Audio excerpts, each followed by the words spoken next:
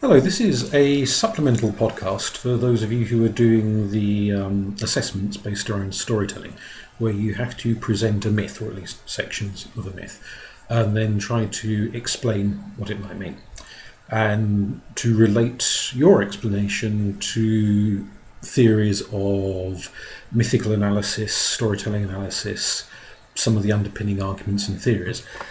We did this in the second year, so hopefully this is more in the line of revision rather than stuff you've forgotten entirely. Some of it may come back. So what we're going to do is go over some of the approaches, not all of them, because there is a ridiculously large number of approaches and we'd just be here forever. So I'm going to go through some of the themes. I'm not going to cover any of the sorts of myths that you might be doing, because I don't want to impose my ideas of what they mean on you. So I'll be drawing on, when I do mention myths, it'll be from other sources rather than the ones that you're going to be covering in the particular coursework you're doing, so that you've got your own kind of free range without me shoving ideas in your head, as it were. So we'll start with, there we go, allegorical myths. So you've got people like Carl Jung, Sigmund Freud, Joseph Campbell and James Hillman to look up. And hopefully, I say you've got notes on some of them from last year. The allegorical approach assumes that mythology, whether we're talking Greek, Roman, German, Chinese, Christian, Jewish, whatever, sacred stories, in the broad sense, the original Greek meaning of mythology, mythos, sacred story, that sacred stories are primarily allegorical. That is to say, they don't mean what you think they mean. There is a hidden meaning behind the obvious one. And that allegory can be understood in a number of different ways. So Carl Jung, who built an entire career from his understanding of mythology and what myths and legends and dreams and symbolism may or may not mean, took the approach that myth was largely archetypal. That is to say, human collective experience from the very earliest days of human existence right through to today is shaped by certain common themes. Everyone has a mother, everyone experiences death, most people, if they live long enough, experience love. There are these big, huge themes in life. And these big, huge themes in life have a massive psychic impact upon us. The collective understanding of the culture we grew up in, and we, as we gradually get older and older, we absorb more and more of that culture, shapes how we will think about what is acceptable. What does it mean to fall in love? Who can you fall in love with? Who should you not fall in love with? If you love somebody else, how should you treat them? And you have all sorts of huge stories of love, for example. And that's not just ancient mythical stories like Cupid and Psyche from the Greeks. It would include the stories of the Brontes, the stories of Jane Eyre. It would include, God help us, Mills and Boon. All of the sorts of fictional accounts of what it is like to fall in love, and even historical accounts which may be based upon things that have happened historically, but by the time they're told and retold, they get more and more fictionalized in the telling, more and more imaginatively told, shall we say. So even things that you might class as history stray away from being a strict series of facts and become interpretation. They become allegorical. And his argument is that we experience these massive archetypes, and in hearing myths told to us, it's a way of introducing people to their own psyches.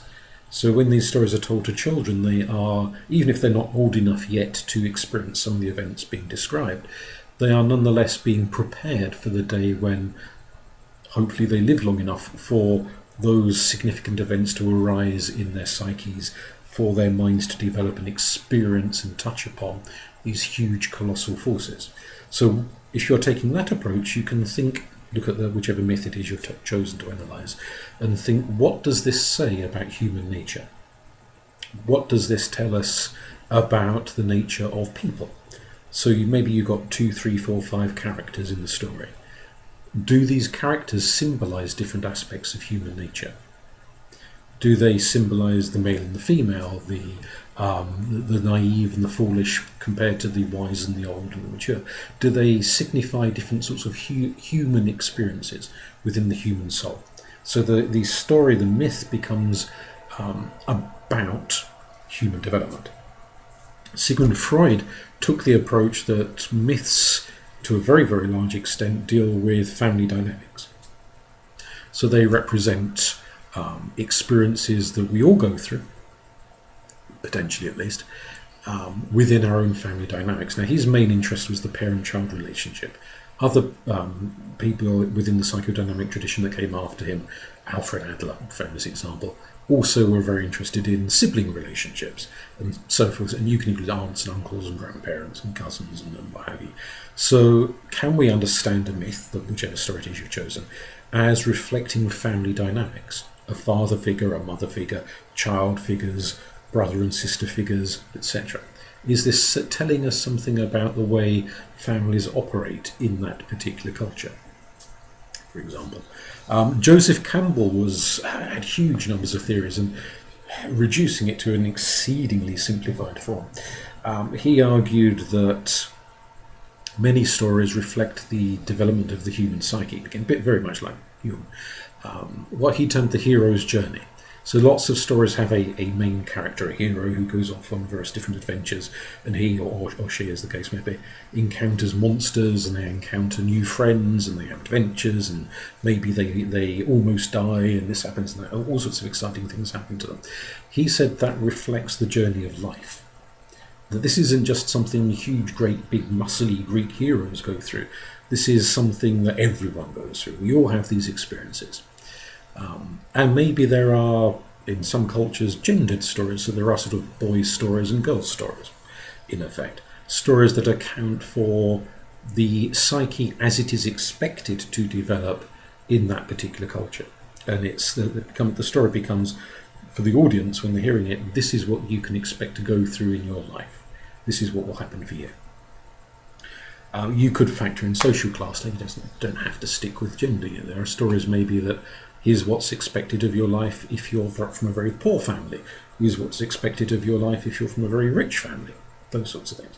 So it doesn't have to stick with gender, which is the obsession of the week in society at the moment, but it can relate to other things. James Hillman, I'd only factor him into your assignments if you are going for very, very, very academic, because he is awfully dry as a writer. He took a lot of the ideas of Carl Jung and ran with them, and argues very, very similar concepts, but in a much more complex and evolved way.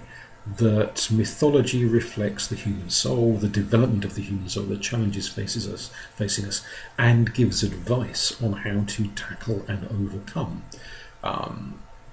threats and fears and dangers, how to find your creativity, what to do about certain things. It's a kind of almost seeing mythology as a sort of a blueprint for the soul. This is how to go through life. This is how to develop. That's very simplified, and there are lots of other psychologists who take a allegorical approach to the understanding of story and mythology. But that's something to start with at any rate.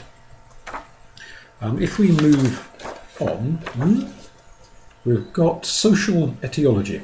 People like Claude Levi-Strauss, Emil Durkheim, and Bronislaw Murnosky.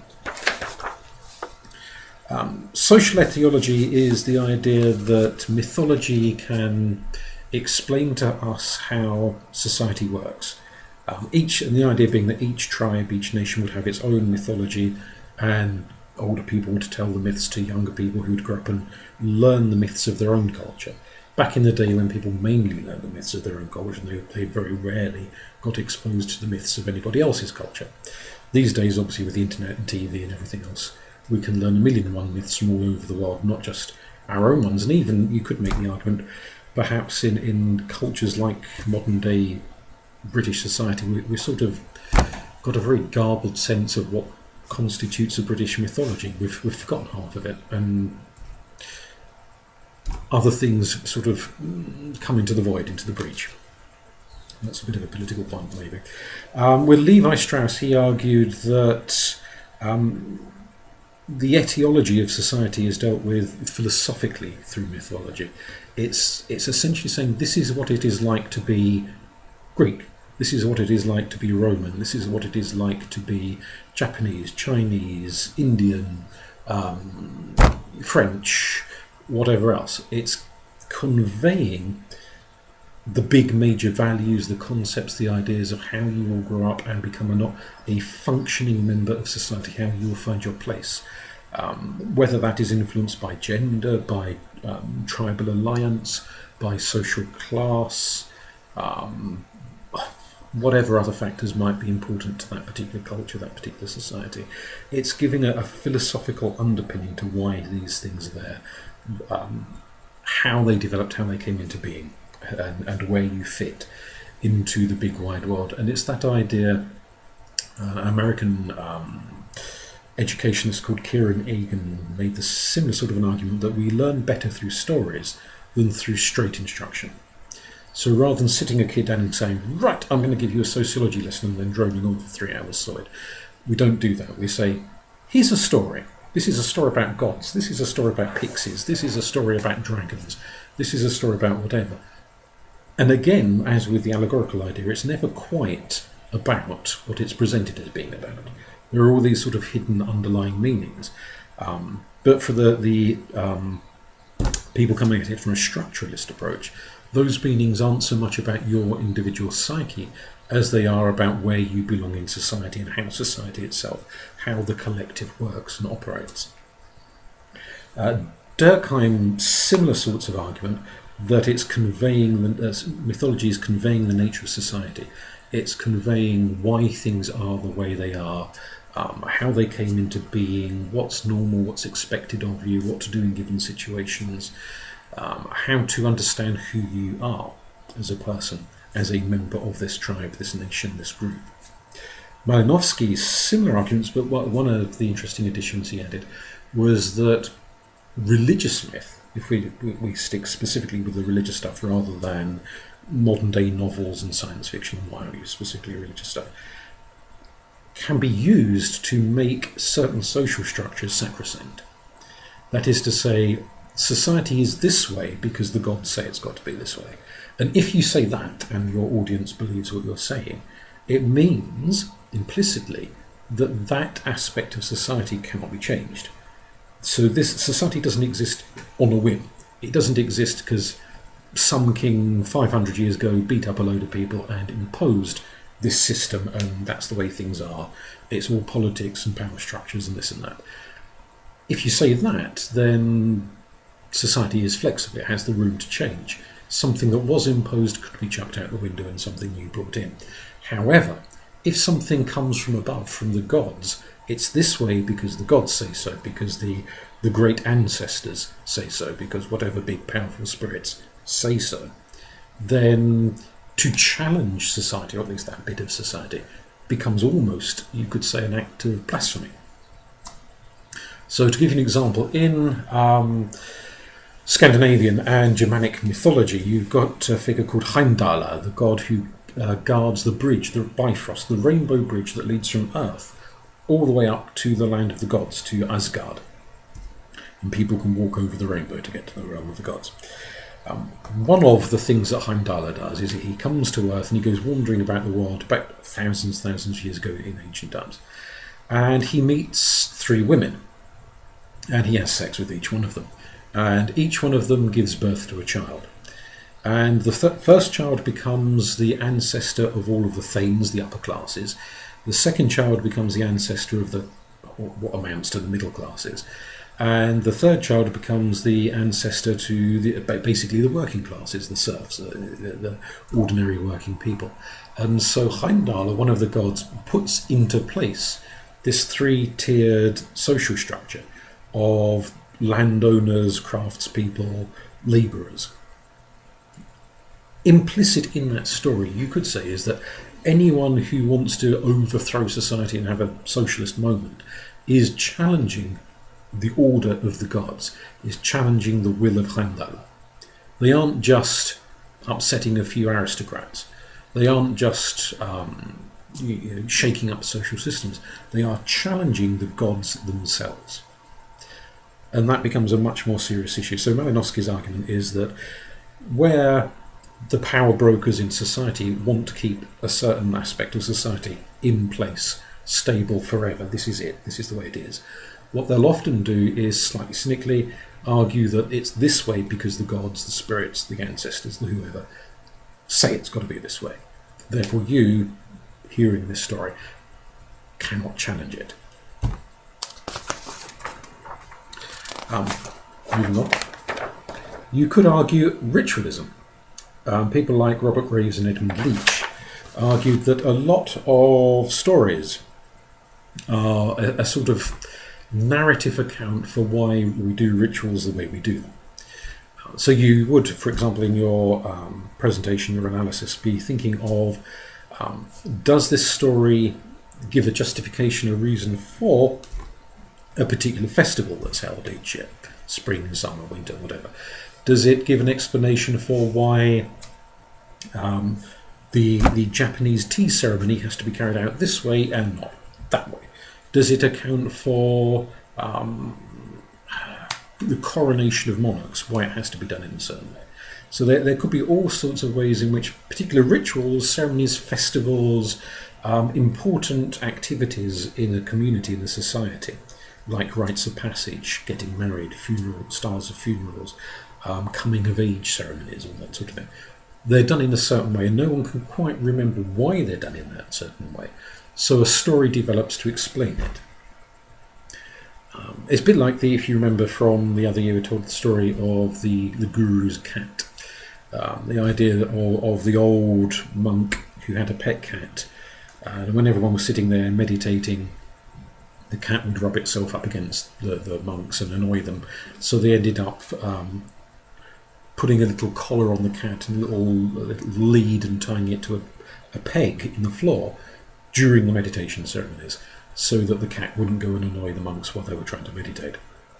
And then one day the lovely old abbot dies, and they want to keep his cat as a remembrance for him, so they keep the cat going, and the next abbot inherits the cat.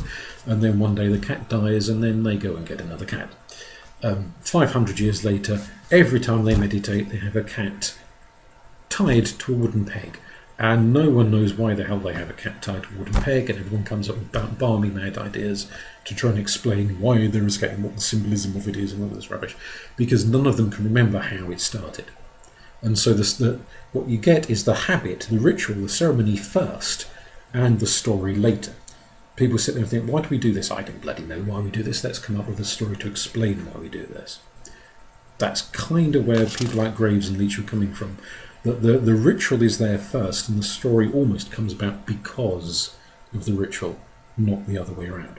So you could try and relate your chosen bits of story to some sort of ritualistic practices. Moving on. We have proto-scientific explanations, people like Max Muller and Richard Dawkins. Max Muller got there first, Richard Dawkins just rehashes as usual.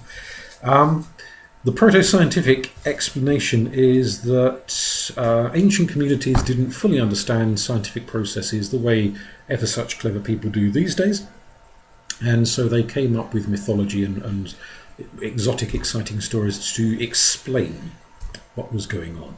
So fairly well-known repeated example of that is the story of Hades abducting the maiden Kore, taking her down into the underworld, and her mother, Demeter, being so sort of distraught and grieved by the loss, the abduction of her daughter, that she rends her clothing and she tears her hair out and falls to grieving. And whilst she's grieving, the earth, because Demeter is the goddess of the earth goes fallow.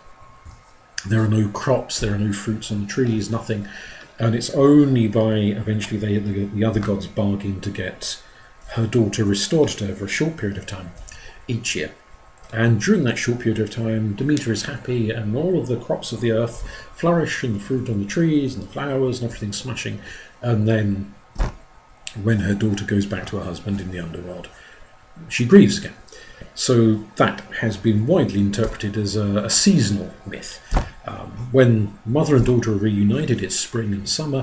When the daughter goes down to her husband and her mother is grieving, it's winter.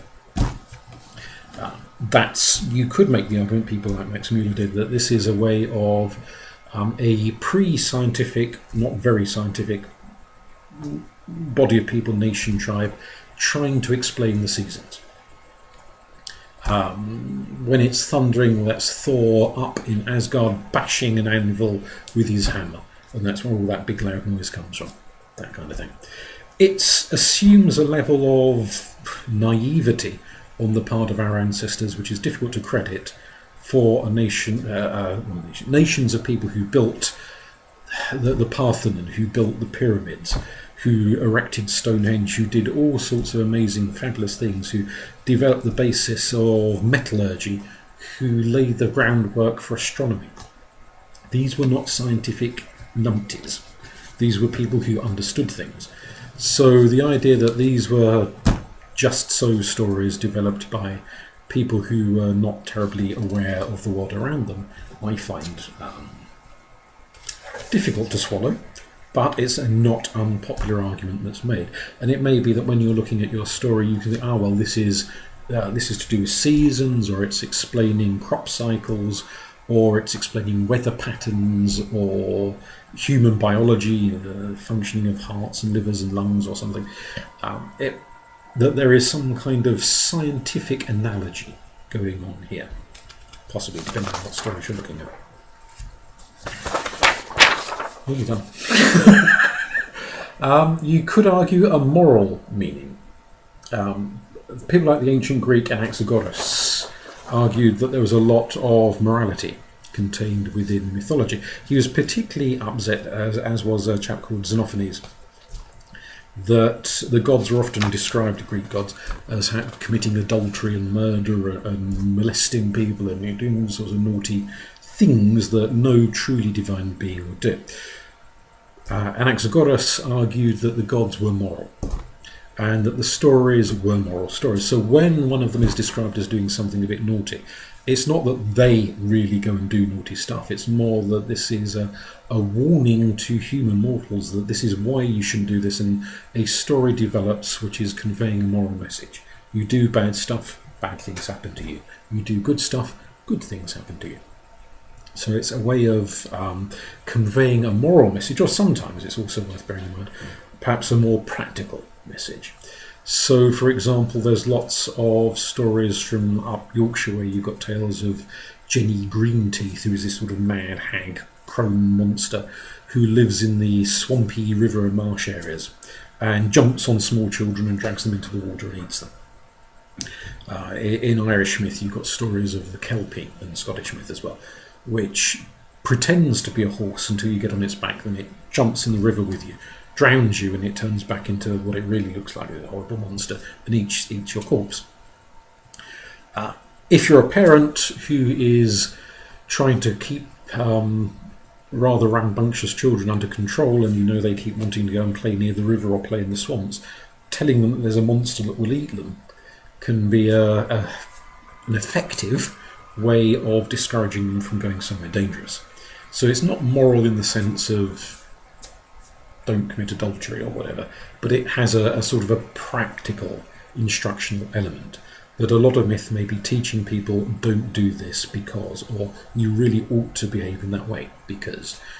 Stories about people who feed strangers that come knocking at their door, and only to find out that that poor wandering beggar is actually one of the gods in disguise, and then they get rewarded for their kindness and generosity. It becomes a morality tale in be generous, be respectful of visitors, that sort of thing. So you could look at the stories you're analysing and think, well, what's the moral of the tale? A bit like Rudyard Kipling's Just So stories. Is there a moral issue being conveyed? Either you must never do this or you always should do that. Or even just a practical thing like don't go near the dangerous swamps. Is there some sort of moral, educational element within this myth that is teaching the audience something? You might want to argue an historical aspect. Humorous, another of the old Greeks, went down the line of saying fundamentally that a lot of historical events get included in stories.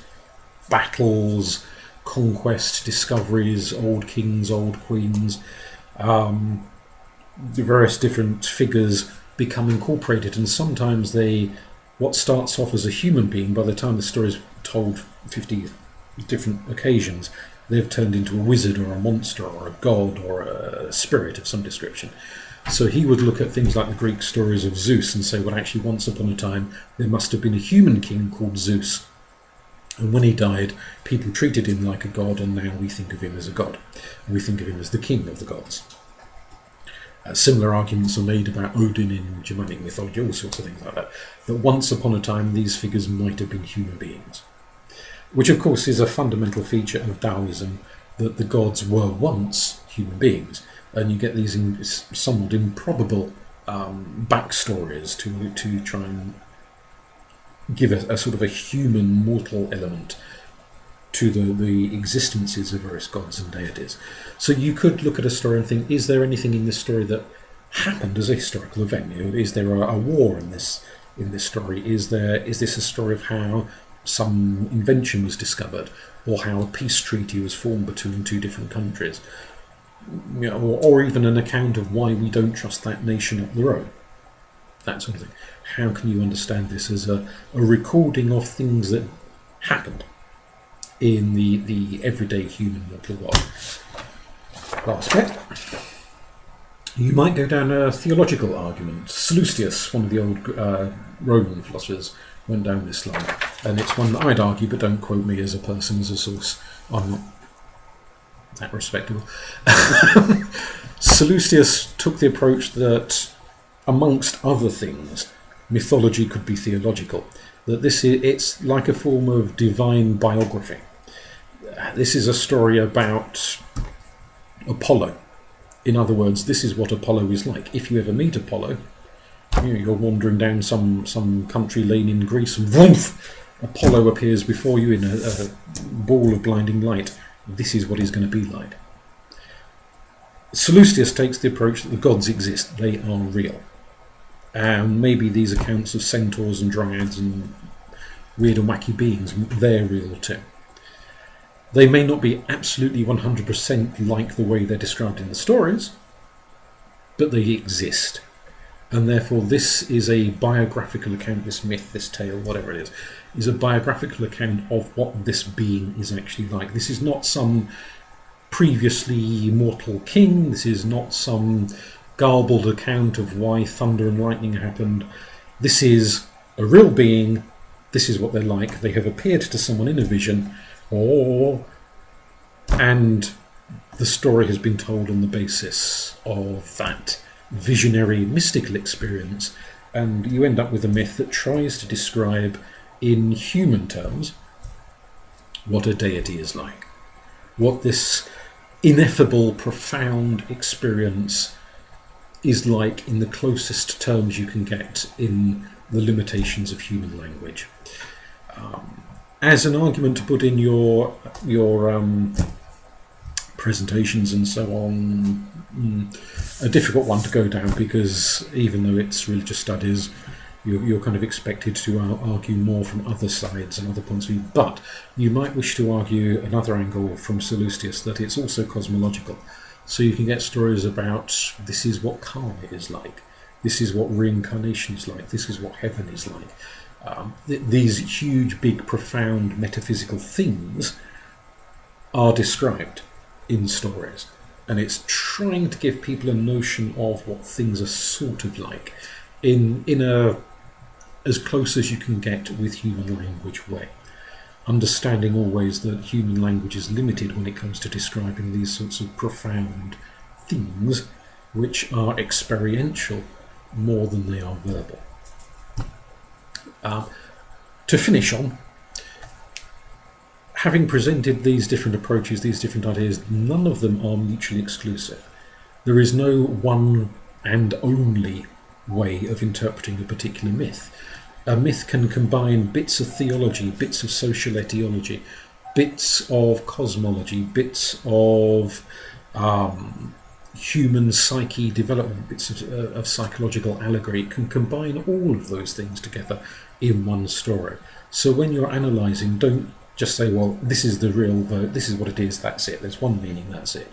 Look at 2, maybe 3 possible angles you could take. You don't have long enough period of time to go over more than that, but a couple of angles you could take that would explain what that myth might mean from different approaches, different angles.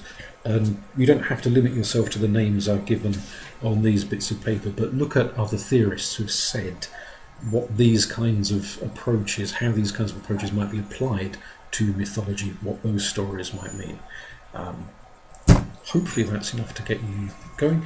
And if you've got any questions, do email me or talk to me in class and we'll take it from there. Okay?